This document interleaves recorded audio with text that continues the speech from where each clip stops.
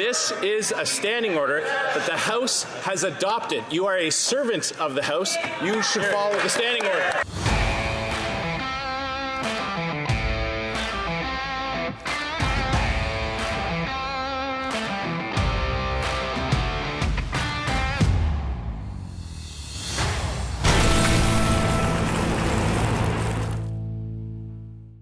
Welcome back to Northern Perspective, everyone. I'm Cypher. And I'm Fox.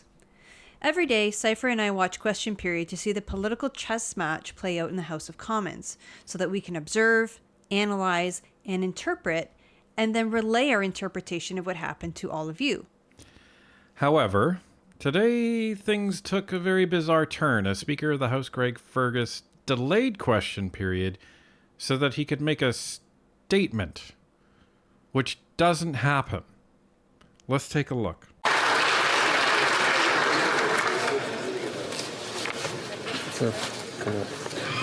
Comme elle avait promis avant la semaine de relâche, la présidence souhaite faire une déclaration à propos de l'ordre. As promised before the break week, the Speaker would like to make a statement about order and decorum in the House.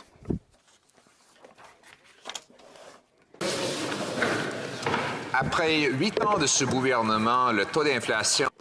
After 8 years with this government, inflation is the highest it's ever been in Quebec. Okay, right off the bat, things go off the rails. So, this is where Question Period was supposed to have begun. What you didn't see, which is what normally most people don't see, is the statements read by members. So this is a period just before Question Period where different members of Parliament from both sides of the aisle get to take statements made by constituents in their house or, you know, read stories based on somebody in their writing, that sort of thing, and present it to the House of Commons. Yeah, like before I've seen them congratulate, you know, a minor hockey team for winning the regional champions or something like that. It could be, you know, good things like that, or it could be bad things that are happening, people that are affected by wildfires or floods or whatnot. Sometimes they even mention, you know, funerals by prominent members in their community. So nobody usually pays too much attention to that. All of the eyes get on Question Period. So it was a little confusing here because, as you saw, after the statements were finished, there's a round of applause. Pierre stood up because he's the first to speak in Question Period always.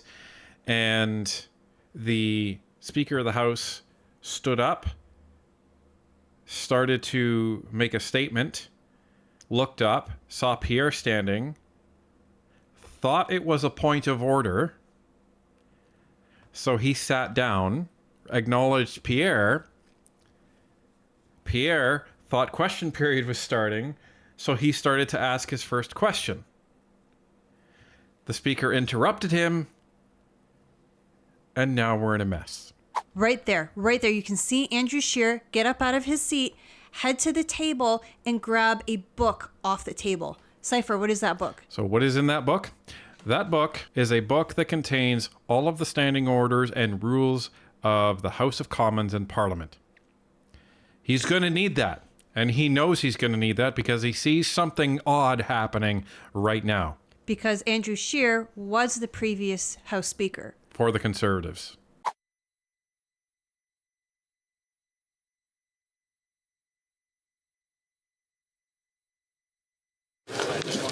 The honourable member, you'll have an opportunity to start with all questions once I just make this statement to the House.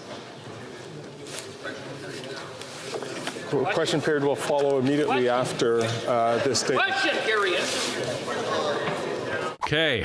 That was Michael Cooper, for anybody who was wondering. Yeah, so the Conservatives are not happy, nor should they be, that Question Period is supposed to happen right now. It always happens at around 2:15 on Wednesdays, and the Speaker seems to be delaying Question Period so he can make a statement. So as soon as Fergus said, you know, you'll have an opportunity to ask your question, begin Question Period. After I read this statement, you hear, what? And then you just hear, Question Period. Mr. Cooper. Bravo. He's always there when we need you.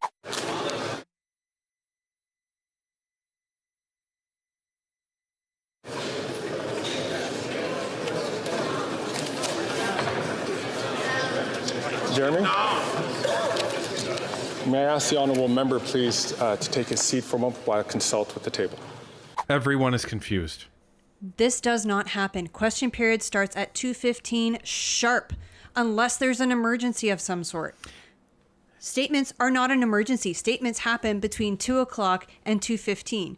Or sometimes I have seen it where statements are about half an hour long. They started at like 1:45. But question period, without a doubt, Monday through Thursday starts at 2:15, and on Fridays it's 11:15.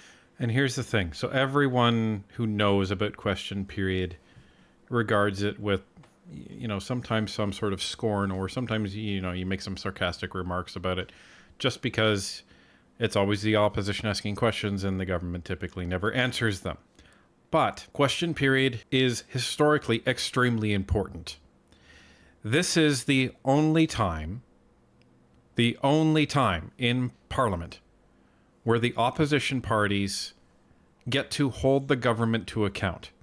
It's where they can ask almost any question that they like to hold the current government to account of what it's doing and what it's not doing for Canadians. It is regarded as sacred in the political realm. Well, because it's protecting our parliament and our democracy. Not everybody voted for the Liberals and Justin Trudeau. We didn't. So that gives the parties that we did vote for the opportunity to stand up and say to them, why are you doing what you're doing? When can we expect you to do X, Y, or Z? I want you to listen to the needs of my constituents. So the Conservatives are justifiably irritated. So, colleagues,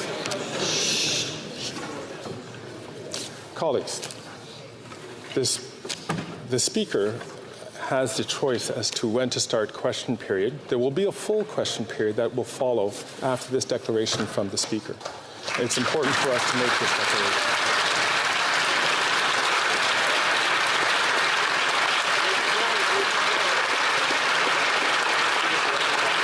So, of course, the Liberals start standing and clapping like seals. Now, why would they be doing that? It's like they know what he's going to say.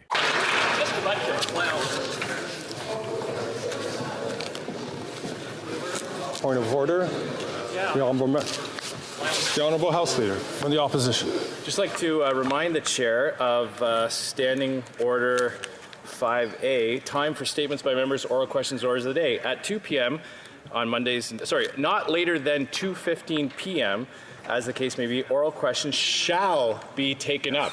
Not may be taken up, shall be taken up. It's well past 2:15, Mr. Speaker. Couple points.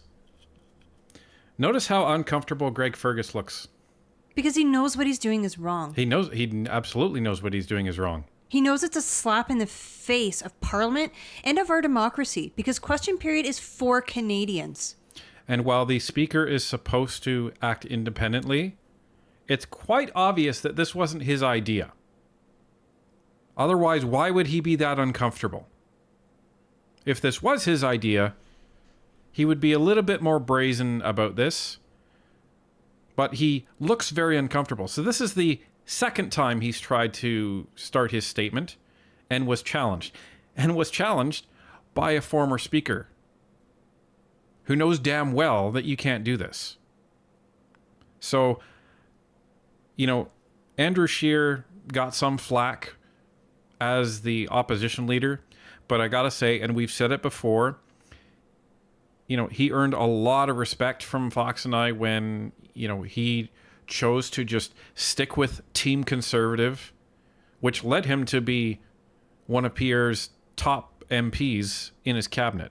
Well, and I think he's a fantastic MP, but maybe leadership wasn't suited for him, but I think he's an amazing MP. Oh, he's an amazing supporting cast member there. Like, he saw what was going on. Immediately, he stood up, went and grabbed that book, and knew exactly what he was looking for. Like, guys like him are invaluable to Pierre. Pierre's quick-witted, but he can't know it all. He needs quality people like Scheer beside him. And, Scheer he earned so much respect from me today just of how he just stood up and owned this whole situation. After consultation with the table, it is important for members to understand that we have dérogé de cette habitude de commencer. That we have moved away from starting exactly on time. Le président, la présidence va faire cette déclaration. The Speaker will make a statement. It's not my intention to make this a habit.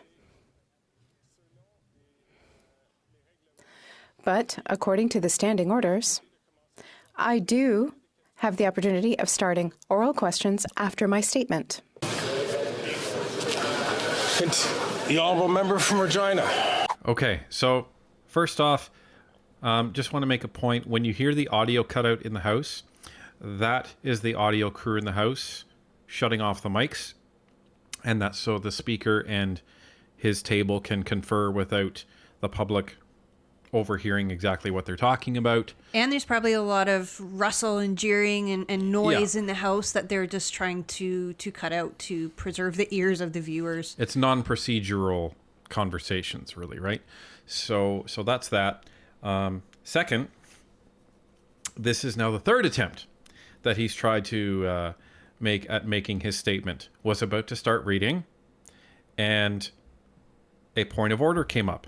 Now, if you remember, a point of order that essentially stops all proceedings. And a point of order, what it's supposed to be, is a challenge on procedure in that parliamentary proceeding, whether it be committee, whether it be debate, whether it be question period, whether it be statements, any parliamentary proceeding. If a member rises on a point of order, regardless of the party, everything stops, and they are immediately acknowledged so they can talk about what that point of order. And Mr. Fergus sounds exasperated because he has to sit down again and acknowledge Andrew Scheer. The Speaker ought to know when rules are not followed, when there is a derogation from a rule, when that is pointed out to the Speaker then enforces the rules. These standing orders are the property of the House. It's up to the House to decide when we're not going to follow a rule or when we're going to change a rule. This is a standing order that the House has adopted. You are a servant of the House. You should follow the standing order. Wow. That was passion. Mr. Scheer just lectured Greg Fergus. He sure did. He sent him to school. Like, holy. And he was not happy about that too, right? He was just like, dude, you cannot change the rules. This is a standing rule, meaning it doesn't change. You can't mess with it. You cannot do that as the Speaker. And the Speaker's job is to enforce the rules. Well, here's the rules. So enforce them. Yeah, the Speaker's like a referee. They don't get to make the rules, they just enforce them. Bingo. I'd like to thank the honourable member from Regina Capel for pointing out the standing orders, and indeed he is correct. There are written standing orders. However, there is a long tradition in this House that the Speaker has the ability to making sure. Can I ask the honourable member to please allow me to finish as I have the floor at this time? I'll be happy to recognize the honourable member for a point of order. It is really important that we understand that the Speaker does have this ability to make a statement. We will have full oral questions at the end of this statement from the Speaker. It is an important message, which I think members would appreciate hearing, because it gives an indication as to how the Speaker is going to be proceeding in the months and years to follow. You could hear Cooper there a few times go, after question period, after question period. And you know what?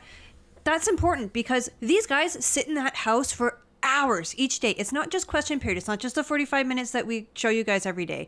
They are there sometimes from 8 in the morning until 10 at night. So that could have happened any time during that. It could have happened and should have happened before question period during the statements from members. But why is it happening now during question period? And we will get into that in a little bit. Question. Colleagues, comme elle l'avait promis avant la As promised before the constituency week, order, the honourable member from Carleton. This is the 5th time he's tried to start. And the Conservatives are not having it. Because he's not supposed to be doing this. 100%. So this time it's Pierre. Every day in this House, the opposition has the occasion to respond to the actions of and hold the government accountable for its actions on behalf of Canadians.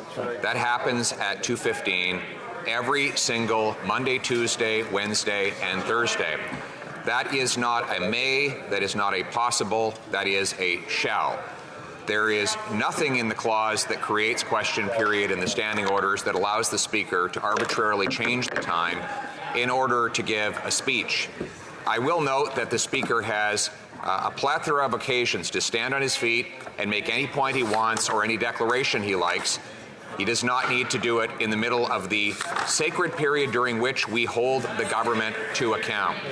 Now, I see, no, if I'm Mr. Speaker, if I may, this is the first time in all of my years here that I have seen a speaker interrupt question period to make a speech. I've never seen it. I've never seen it. And I furthermore, the fact that you've risen to your feet in order to impose apparently a series of guidelines that are not approved by the Board of the Internal Economy or voted on by the House of Commons, and that you're doing it in violation of one of the existing rules that is already in place, suggests a very serious and unusual departure from the normal way in which Parliament exists. The government is here to serve Parliament, not the other way around. We ask that you allow us to proceed with question period and you make your statement afterwards. And honestly, that is not unreasonable. This is how it should be done. This is how it has been done since Canada became a country. I mean, you heard Pierre. He's been there for what, since like 2004, I think? He has never, ever seen this in his entire career in that House of Commons. Yeah, long time. Long time. And government doesn't work when you start abandoning rules. And the Speaker doesn't get to change the rules whenever he wants. And as he said, because he knows exactly where this is coming from, it's not coming from the Speaker. It's coming from the government. And that's his point. This sends a terrible message that the opposition parties don't get to follow the rules and don't get to actually hold the government to account when they're supposed to.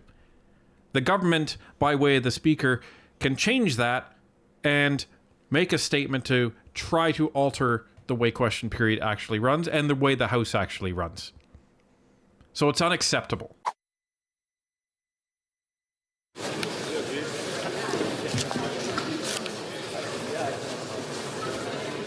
I'd like to thank the honourable member for Carleton for his intervention. I would like to inform the House, though, this is not the first time that the Speaker has interrupted the proceedings to make a statement from the chair between the point of SO31s and oral questions. Colleagues, so that everybody can understand this very clearly, my immediate predecessor, for example, has done this at least on 2 occasions. It also has been done by speakers in the past. I'm going to continue with this statement. I think it's important for all members to understand this, and I'd like to reassure the member from Carleton and all members that there are going to be no new standing orders that would require the approval of you members. But we're talking about, I invite you to listen to this statement. I would invite you to listen to this statement in order to be able to improve order and decorum in this House. How rich is that? He's saying, I would invite you to listen to this statement that I'm not supposed to be having right now in order to improve order and decorum in this House. You know, even though I'm completely disregarding it, but I want you to listen to me. Yeah, I'm disrupting that. And I'm pretty sure those references that you're talking about wasn't any real long prepared statement. He's got a stack of papers in his hand. That's his statement. Yeah. That's not the questions for the day. Yeah, and that's hardly a statement. That's a speech. Let's watch this train wreck, shall we? Come. Disorder in this House. That's what you've done. elle avait promis avant. As promised before the constituency week, the chair would like to make a statement on order and decorum in the House. In a very simple way, order and decorum are signs of respect for each other and for the institution. Respect, which is necessary for productive debate in a deliberative assembly. The hypocrisy begins, everyone. Respect and decorum is necessary. Like, you're disrespecting the House by interrupting question period with this garbage. You're disrespecting Canadians by interrupting the House with this garbage. You're disrespecting everyone because you want to stand on your soapbox. It is, in fact, fundamental to Parliament's ability to fulfill its constitutional role. I decided to stand for Speaker because in the 8 years that I've been a member, and prior to that as a keen follower of parliamentary proceedings, I've noticed a deterioration in the collective decorum in this place. It is important to note that this deterioration was not inevitable. It is not a natural outgrowth of the advent of social media. We can choose to conduct ourselves differently. I suspected other members felt the same way, and during the many discussions that I held recently with members from all sides of the House, confirmed this feeling. Decorum and disorder was the one issue that was most often mentioned to me in the one-on-one exchanges that I had, and not just in passing. Perhaps most importantly of all, members felt that bad behavior dishonors not only ourselves as elected members of Parliament, but also dishonors Canadian democracy. You mean like you're doing right now? Is this guy for real? I find it just ridiculous that he's talking about decorum and then dives right to social media. Like, how did you connect those two? I know why you're connecting the two, but there wasn't even any attempt to put together a proper segue into talking about social media.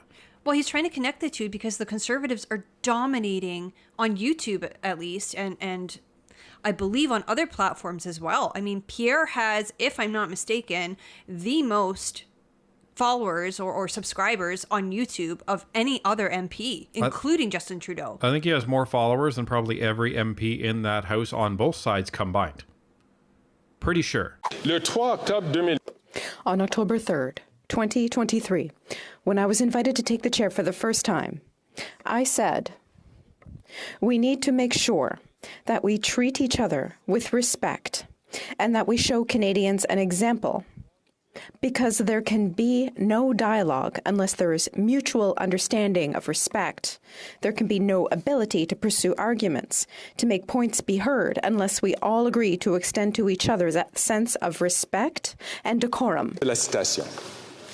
J'en étais alors. I meant it then. I mean it now. Members should not be surprised by my statement today. Not long ago, on May 8th, 2023, my predecessor rightly said, in a ruling on decorum which can be found at page 14,090 of the Bates, quote, "The rules and practices governing order and decorum are intended in part to ensure that proceedings are conducted in a civil, courteous, and respectful manner. In particular, members are expected to address each other through the chair and to avoid making any offensive or disruptive remarks. For example, stating directly or indirectly that a colleague is a liar or has lied is unacceptable." You know what's unacceptable? Ignoring Michael Cooper shouting point of order repeatedly so that you can give a speech that you're not supposed to be giving right now? Yeah. Yeah. You talk about respect and following the rules. You're not following the rules. You put your finger up saying, no, I'm continuing. What a joke. Like, this is ridiculous, folks. This is how these Liberals run Parliament, like a bunch of bullies. It's shameful. It is bringing shame on that House.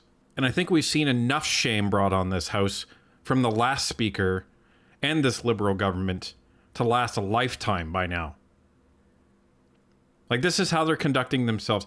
And most of Fergus's eye contact in his speech is, of course, directly at the Conservatives. And he was just talking about, well, you know, it's not nice to be insinuating that people are liars. Well, hello. They are. They are liars. And they're calling them out for it. And you're saying, well, that's not within decorum. No. What's in decorum is that the Conservatives, being the official opposition, are calling the Liberals out on their bullshit. That's what they're supposed to do. That's their job. That is literally their purpose in that House of Commons. And you talk about respect, Fergus? How about the respect that the Liberals should be paying to the Conservatives of actually answering their question? The opposition does the respect of asking proper questions, but they never get proper answers. That is disrespectful. It's disrespectful to Canadians. When you start addressing that, then we can start talking about decorum on the Conservative side. Unquote. The honourable member from has been raising a point of order. I would usually ask if this was a filibuster, but for the purposes of planning, I'm wondering if the Speaker might indicate to the House how long he expects to continue.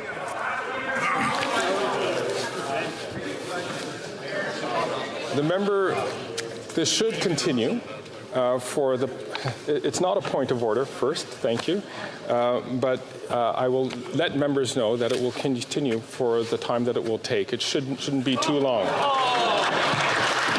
Disgusting. It's going to take as long as it takes. And it is a point of order, Fergus, because people have places to be. And you're not supposed to be doing what you're doing. Like, people have planned their day.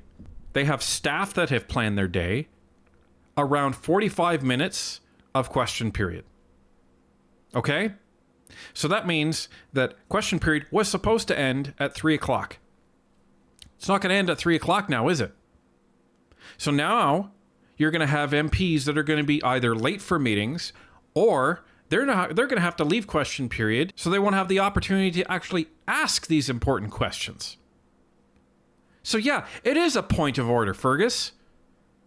It's a point of order related to procedure.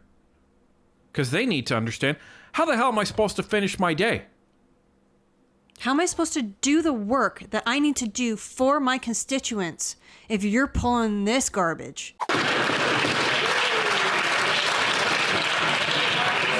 So after...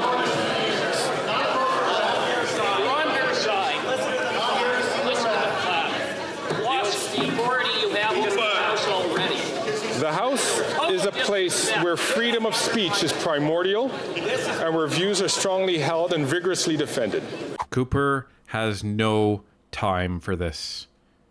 You can rewind it a little bit and he's just... First he says that he should resign. And then he says that, you know, he's disrespected the House enough already. He has no time for this.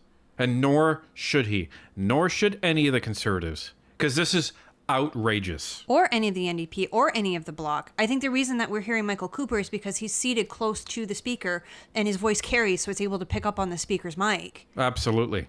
While the chair must allow the widest range of individual expression possible, members are expected to be mindful of their words and behaviors within the realm of what would be considered parliamentary. Je réitère les propos du président. I wish to echo the words of Speaker Milliken, which can be found at page 3719 of the October 5, 2006 debates, and I quote, "But the exercise of that freedom of speech ought to be based on the underlying principle of respect to the House and to other members. Conduct should not cause a disruption to proceedings." It would be an understatement to say that we have been plagued in recent weeks by what any observer would have to admit is an unusually noisy chamber, particularly during question period. Some of the disorders being triggered by questionable language or provocative statements, but much of it also appears to be generated by interruptions, interjections, or other demonstrations, actions that seem to be designed to drown out or plainly disrupt those asking questions or those answering them. But when the noise reaches levels where no one, not even the Speaker, can hear what is being said, the House as a whole loses some credibility. So, I appeal to all honorable members for cooperation. I will continue to try to give members wide latitude in expressing their points of view. But I ask for all members' assistance in ensuring that we can all hear the member who's been recognized and who has the floor, end quote. Going forward, I will be fair and will ensure that all members, regardless of which side of the House they sit on, can freely speak their minds, vigorously hold the government to account, challenge each other's ideas, and thoroughly consider public business. As your Speaker, I will equally be looking for ways of improving the overall decorum in the House, and I will be dogged in that pursuit. I commit to doing this as your servant and to enforce the rules that you yourselves have given the House on your behalf. I will do so with humility and also with an outreached hand. Within our purview, all the chair occupants will work collectively to ensure that the rules of order and decorum are respected, applied consistently, and to the same standards. As another one of my predecessors, the member for Regina Capel, stated on December 12, 2012, at pages 13,215 and 13,216 of debates, quote, "My task as Speaker is to ensure that the intensity of feelings expressed around some issues is contained within the bounds of civility without infringing on the freedom of speech that members enjoy. The Chair tries to ensure that our rules are adhered to in a way that encourages mutual respect. However, all members will recognize that ultimately the Speaker must depend on their collective self-discipline to maintain order and to foster decorum. My authority to enforce the rules depends on the cooperation of the House. Our electors expect all members to make greater efforts to curb disorder and unruly behavior. So I urge all members to reflect on how best to return to the House to the convivial, cooperative atmosphere I know all of us would prefer." Unquote. What a slap in the face. That was Andrew Scheer that he was referring to. Yeah, so he's trying to invoke Andrew Scheer there, and none of what Andrew Scheer said in that quote meant to disrupt proceedings by delaying question periods so you can get on a soapbox and read a statement. What he was basically saying is the Speaker's role is to try to be the referee, to try to calm the passions that end up really high on either side of the aisle in the House. And what he also said is it's everyone's collective responsibility to try to maintain order within the House. Étant donné l'esprit collégial, Because of the collegial character of the House and the broad privileges enjoyed by its members, no one, not even the Speaker, can act unilaterally to improve the level of decorum in the chamber. Yet that's what you're doing right now, acting unilaterally. Despite my own strong individual determination to maintaining the dignity and decorum of the House, ultimately, those efforts will come to naught without members themselves taking responsibility for their behavior and conduct and showing their own personal efforts in comporting their business in an appropriate and civil manner. I will therefore need your help in order to succeed. Observed over the years as a member, the following issues have deteriorated and need to be addressed. First, excessive, disruptive, and loud heckling must be toned down. Occasional heckling has always been a part of our proceedings, and a light-hearted or clever comment will often enhance debate rather than detract from it. However, far too often, heckling is boorish and rude, designed to intimidate, insult, or drown out others. Members have a right to be heard and to hear the proceedings going on around them. The frequent and time-consuming disorder it creates must stop. Excessive interruptions must be curtailed. Deuxièmement, bien que je sois... Second, While I'm committed to protecting the individual privilege of freedom of speech necessary for our debates, too frequently, our ideas and thoughts are expressed in provocative terms, leading to tense exchanges that harm the necessary collegiality for our work. We have in the past had members likening their colleagues to Mussolini, or calling each other racists, or shouting obscenities. Latitude in expressing one's point of view will be given, but questionable language and unnecessarily provocative statements will not be tolerated. Do you mean when Anthony Rota allowed Trudeau to accuse the Conservatives of standing with people waving German symbols of hate? Is that what you're talking about there, buddy? Or maybe when they invited a former SS soldier into the House and honored him? Outrageous. Finally, the growing tendency to make pointed criticism in a way that is unnecessarily personal and designed to denigrate, bully, elicit an emotional reaction, or to attack the integrity of the person introduces a toxicity to our proceedings which hampers our ability to get things done.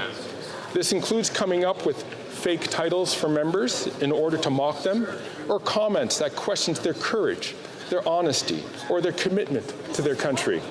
Listen, I'm sorry if some of you lefties in the Liberal cabinet are getting offended by some of the Conservatives talking about the fact that you're a bunch of liars and you deliberately conceal facts from Canadians for years, and even from your colleagues like Michael Chong and some people on the NDP party.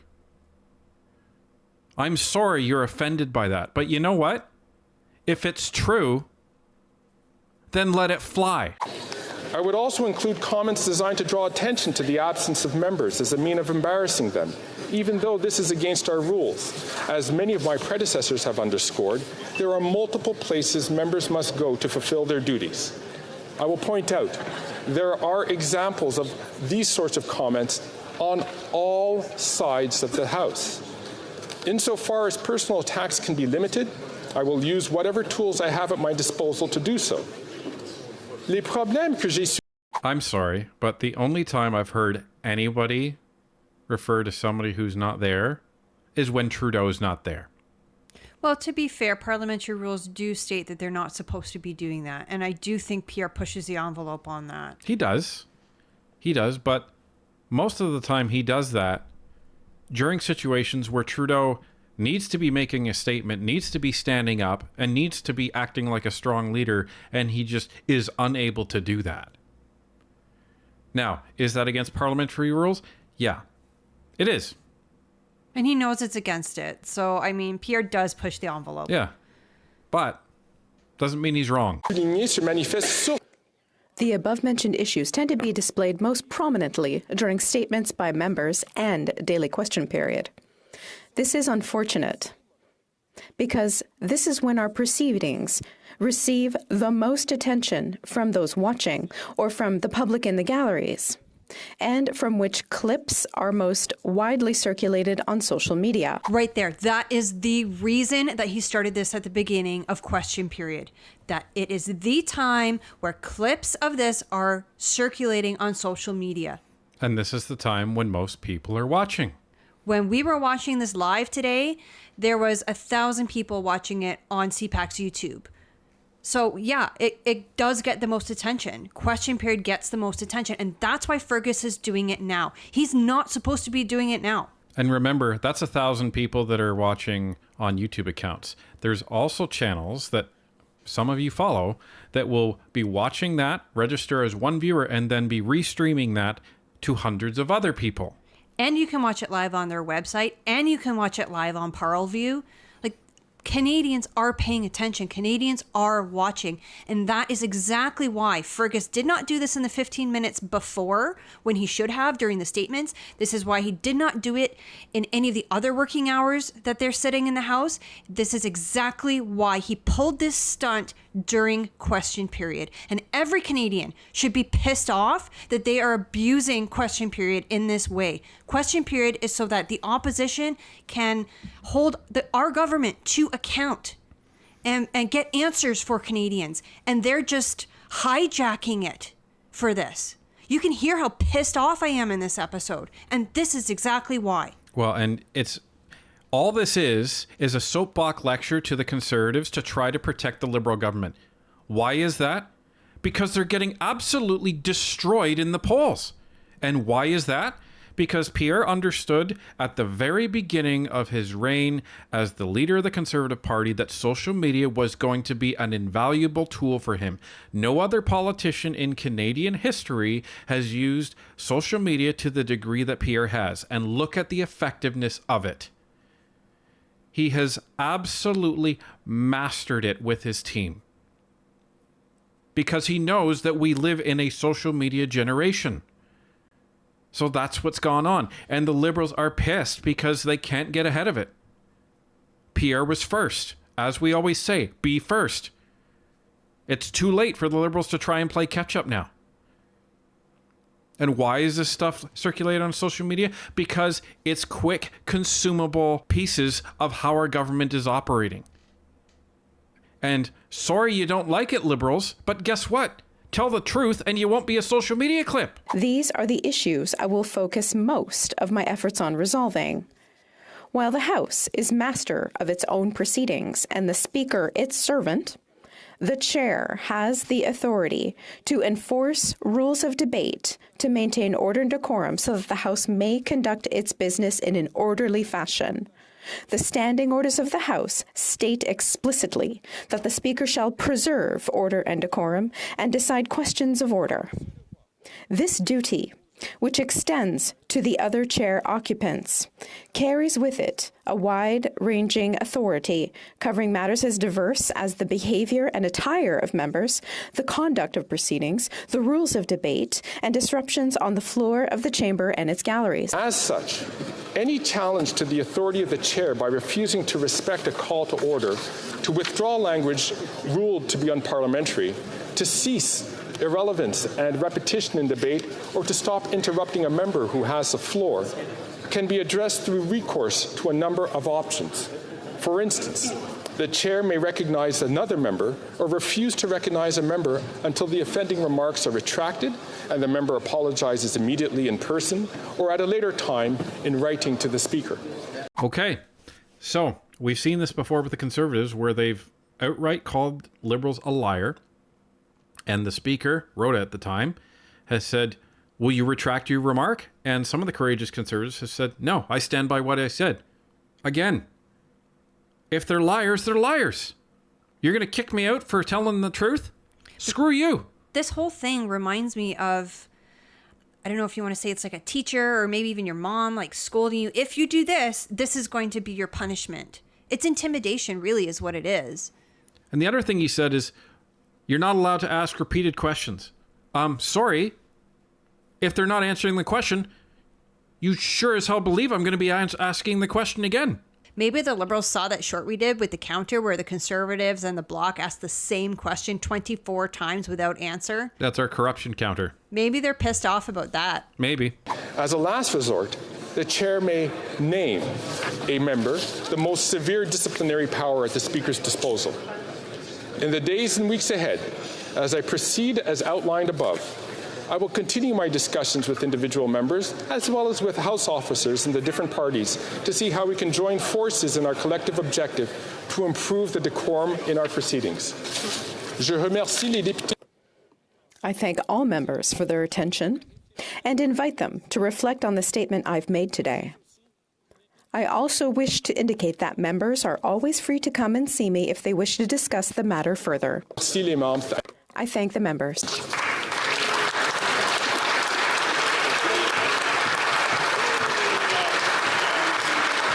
What a disgusting display. So one of the things that he said at the end was the most severe disciplinary tool at the Speaker's disposal, which is to name somebody. So, Fox, what does it mean to name somebody?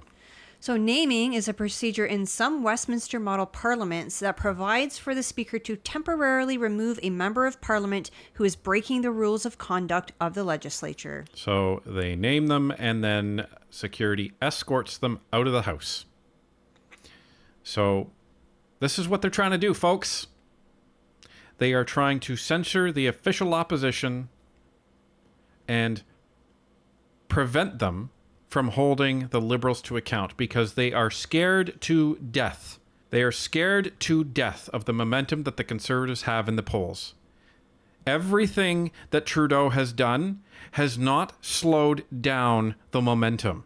I'm pretty sure Trudeau thought that they were going to get through the summer. They were going to put in their fancy housing bill that was supposed to save the day, and that was going to reverse the polls. Well, it hasn't. He has continued downward. Pierre has continued upward. We talked the other day. The latest Nanos poll has the Conservatives up 15 points. 15 points. That's the largest lead the Conservatives have had in years over Trudeau. And it's not going down. You know, in the past, the Liberals, when they're interviewed, have said, oh, well, we don't pay attention to the polls or polls change, blah, blah, blah. But the polls are not changing. The polls keep going up. They're not going back and forth. They're going up for the Conservatives and down for the Liberals. So it's going to be interesting to see what happens in question period that is about to begin after this 20 minutes of shenanigans. That's all I can call it. Well, and this whole thing is absolutely indecorous. Like, it's just horrendous, and all Canadians should be outraged. The opposition is there to protect us so that the government cannot act with impunity the way they have been trying to do. The opposition is there to stop them. So what we're planning on doing is we're planning on writing an actual paper letter to Greg Fergus, and we are going to be sending paper copies to Pierre Poilievre and Justin Trudeau. And we haven't decided yet, but we may use our actual human names, and that's why we won't be sharing it on our forum, on our community, because I think it has more weight coming from an actual human than these two quote-unquote puppets who run a YouTube channel. Yeah, this is serious, so we're going to be using our real names on this. So apologies, we won't be able to share the letter, but we encourage all of you to also write a letter to Greg Fergus and telling him that he's the Speaker of the House, he's a servant of Parliament, and he needs to know his place.